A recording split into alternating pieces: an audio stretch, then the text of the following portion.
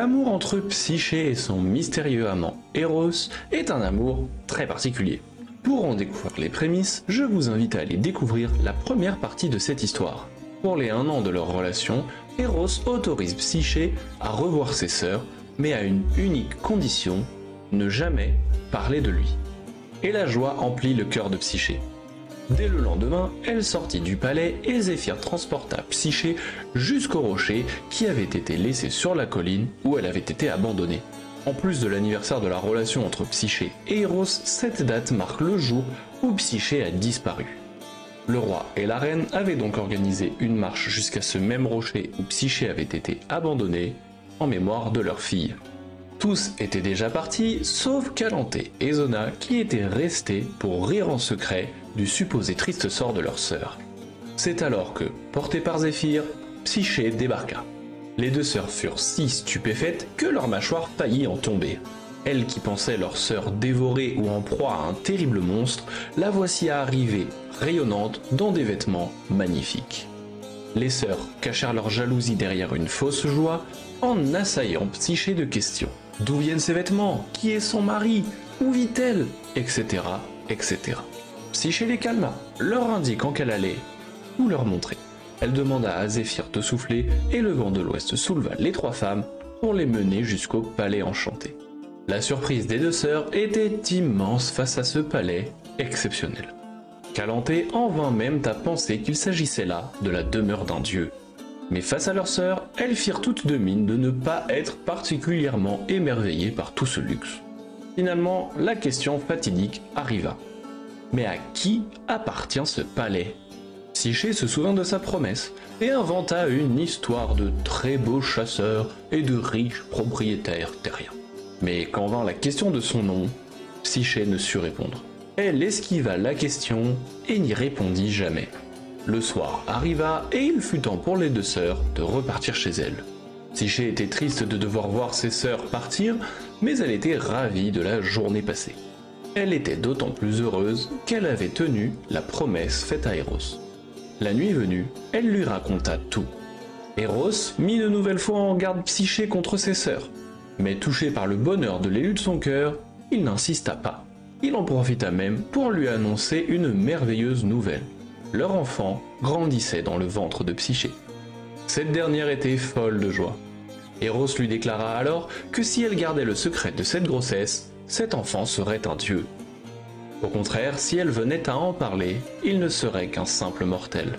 À cette déclaration, Psyché demanda à Eros de voir ses sœurs une dernière fois avant que la grossesse ne devienne trop évidente. Et une nouvelle fois, Eros lui accorda, en lui rappelant de ne bien parler ni de lui, ni de leur bébé. Le lendemain, Zéphyr vint se présenter aux 2 sœurs qui prirent la direction du palais de Psyché. Celle-ci les attendait, heureuse de pouvoir les retrouver.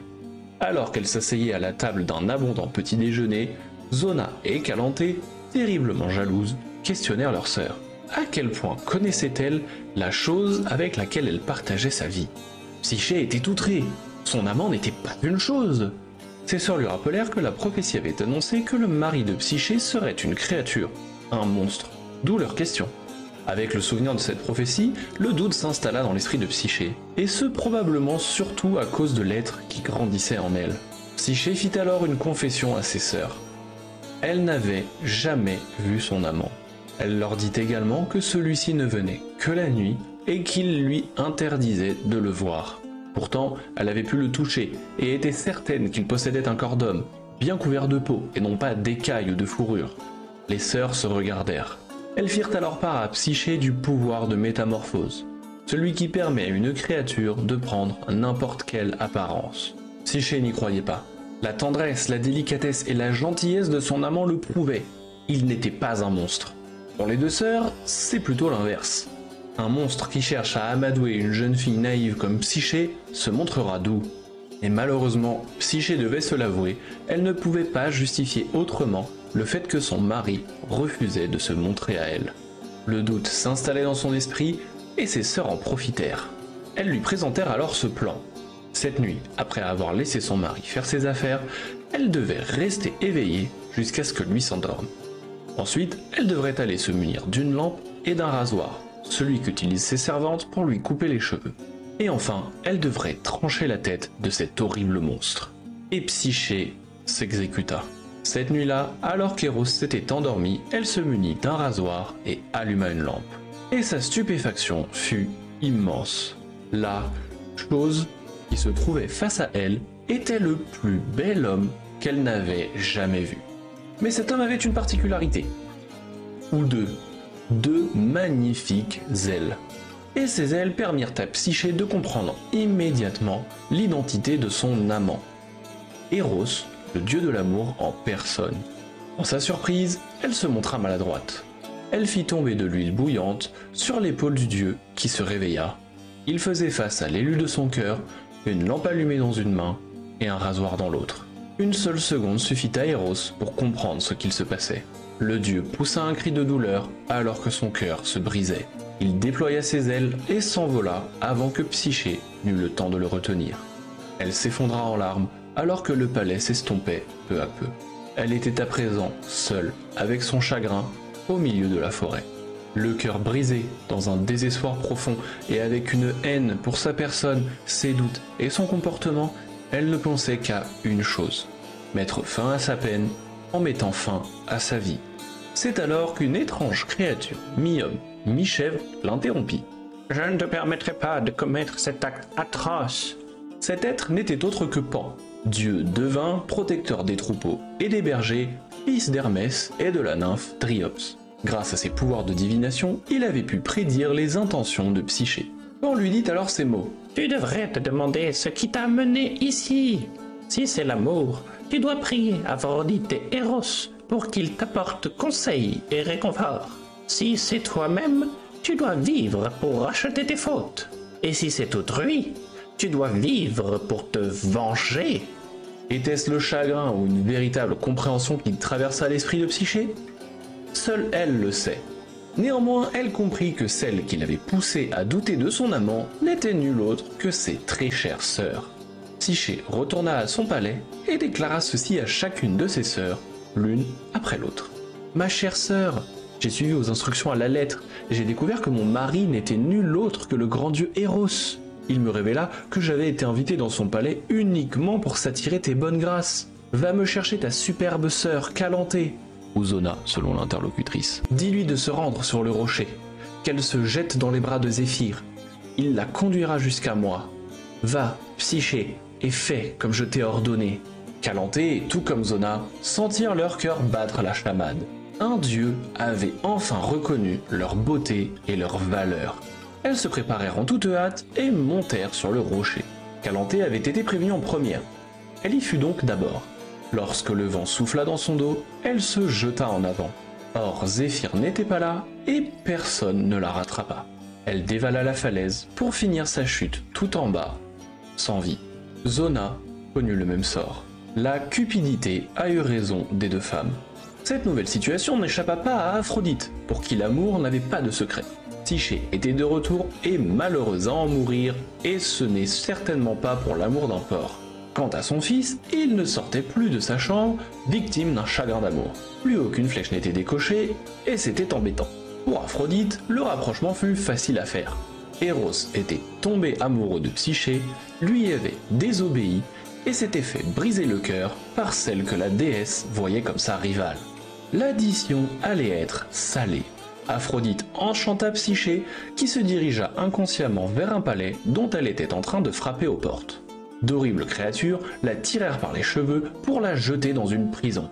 Là, Aphrodite en personne se présenta devant Psyché. La déesse de l'amour versa devant elle un sac de blé, d'orge, de millet, de haricots, de pois chiches, de lentilles et de graines de pavot. Elle les mélangea et confia à Psyché une tâche qu'elle devait accomplir si elle voulait récupérer sa liberté. La princesse devait trier l'ensemble de ses grains d'ici le lever du soleil. Psyché s'effondra en sanglots alors qu'Aphrodite s'éloignait, satisfaite. Un mois ne serait pas suffisant pour trier tous ces grains. Alors d'ici le lever du soleil, c'était mission impossible. Même pour Tom Cruise. Une fourmi qui passait par là fut touchée par la peine de Psyché. Elle lui demanda ce qui n'allait pas et la princesse lui expliqua. Oui, apparemment Psyché peut parler aux animaux. On n'est pas dans un Disney, mais ça va quand même pas mal y ressembler. La fourmi, généreuse, proposa alors son aide. Dans un sifflement inaudible, elle appela ses amis et toutes ensemble, elles se mirent au travail.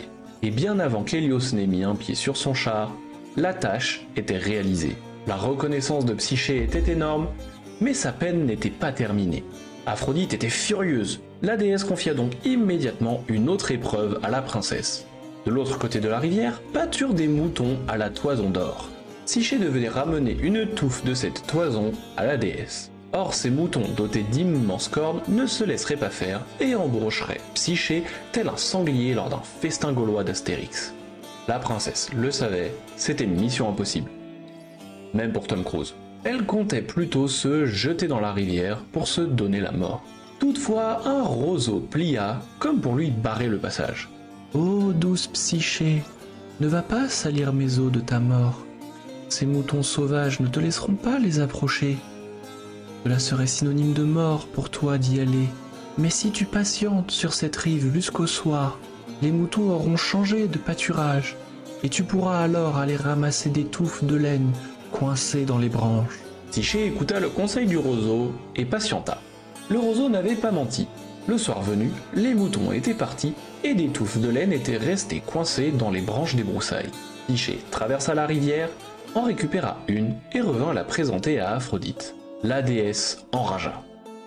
Elle confia une nouvelle tâche à Psyché. Cette tâche serait la dernière.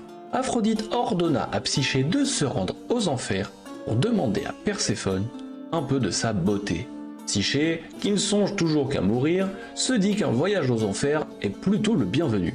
Elle se rend en haut d'une tour de laquelle elle est prête à se jeter, mais celle-ci l'arrête. Oui, elle est arrêtée par une tour. Merde, la mort n'est pas la seule façon d'entrer aux enfers. Et la tour lui en communique une des entrées à laquelle Psyché se rend. Ne me demandez pas comment une tour peut savoir comment entrer aux enfers, j'en sais rien moi. Cette tour en sait probablement plus que moi, allez lui demander directement à elle enfin. Une hirondelle qui a suivi les épreuves de Psyché se rend auprès d'Héros. Elle lui conte les épreuves impossibles qu'Aphrodite a confiées à la princesse. Toujours profondément blessé, Héros se mit tout de même en action. Il se rendit sur l'Olympe où il demanda à rencontrer Zeus. Le dieu ailé lui raconta toute l'histoire, de la demande excessive de sa mère à rendre Psyché amoureuse d'un porc, jusqu'à la trahison de cette dernière en passant par leur amour passionné. Zeus convoqua Hermès, lui demanda d'aller chercher Psyché, de la sortir des enfers et de la ramener sur l'Olympe. Il envoya également un aigle convoquer Aphrodite, et lorsque tout le monde fut présent, il prit la parole. Aphrodite, déesse vénérée, la beauté d'une femme ne saurait en rien remettre en cause ton statut. Contemple la terre à nos pieds, et vois comme ton nom y est sanctifié. Ne doute plus de ton importance. Héros, tu as longtemps été un jeune sot, imprudent et irresponsable, à simplement suivre les ordres de ta mère. L'amour que tu portes pour Psyché et celui qu'elle te rendront plus fort et plus mature. Psyché, viens boire dans cette coupe. Celle-ci contient du nectar, la boisson des dieux. Goûte-la, et tu deviendras immortel. Ici, avec cette assemblée divine pour témoin, tu seras à tout jamais uni à Héros. Aphrodite, apaise ta colère, et que tous ici se réjouissent. Psyché but dans la coupe, et comme l'avait annoncé Zeus, elle devint immortelle. Le mariage d'Héros et de Psyché fut célébré dans la joie et les rires. Zeus, en cadeau de mariage, offrit à Psyché 2 magnifiques ailes de papillon. C'est pourquoi, sur la plupart des représentations qu'on a de Psyché, même avant toute cette histoire, elle est représentée avec ces fameuses 2 ailes. Si Psyché avait brisé sa promesse de ne jamais parler de son mari, elle avait tenu sa promesse de ne jamais communiquer sur sa grossesse. Elle mit donc au monde une jeune fille, Édonée, qui devint la déesse de la volupté et de la sensualité. Cette légende conte comment l'âme aime l'amour et comment l'amour aime l'âme. Les deux ne peuvent s'épanouir l'un sans l'autre et ils grandissent ensemble, se tirant l'un et l'autre vers le haut. Alors, prenez soin de votre âme et aimez